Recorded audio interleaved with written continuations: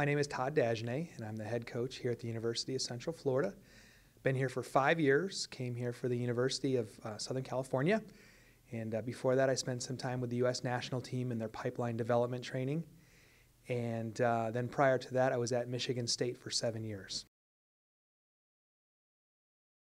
I think it's most important to realize that it takes a certain level of athletic talent to play at the Division I level. That's just the reality of it.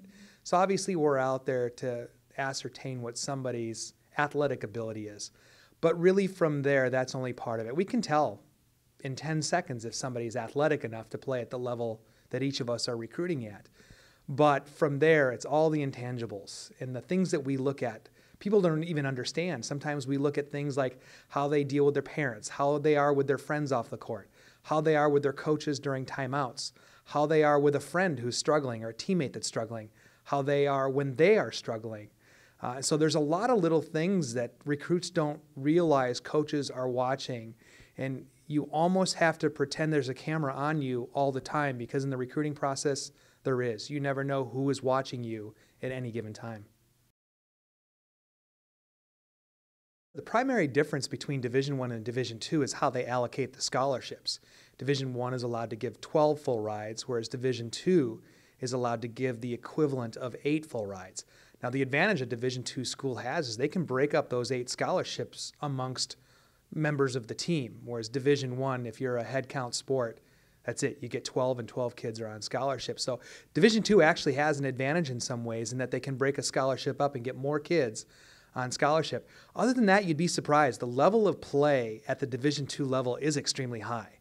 And really, all the Division II players, they're the ones that maybe just didn't get recruited by Division I because there was a question maybe about their size or about their speed or about where they were in their development curve.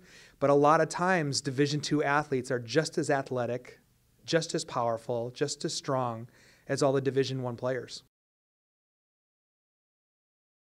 In a day and age where we're trying to really protect our recruiting budgets and get the most bang for the buck, to go into a gym and see 160, 170 courts loaded with kids, all playing volleyball, it's really a neat sight. And I think what's interesting is last year we brought one of our international players, wanted to go see what American club volleyball looked like. And I brought her to AAUs, and she just could not believe that you could see volleyball courts until your eye could not see anymore.